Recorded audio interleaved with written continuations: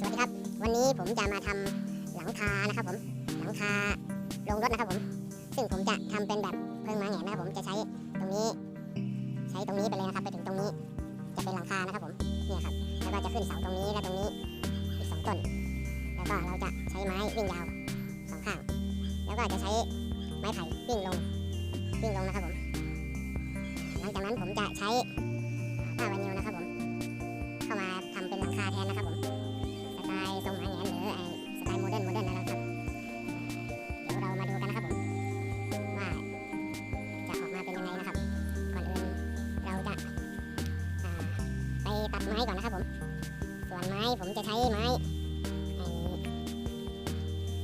ไผ่นะครับผมนี่นะครับผมเราจะเอาไม้ไผ่มาทำเป็นโครงหลังคานะครับผมไม้นี้ก็เป็นไม้รวกดำนะครับผมและอีกชื่อก็คือไม้ตางดำนะครับผมถ้ามันแก่ต้นแก่มันจะทนนะครับพวกมอดจะไม่กินนะครับผมอายุใช้งานก็ทำให้ถูก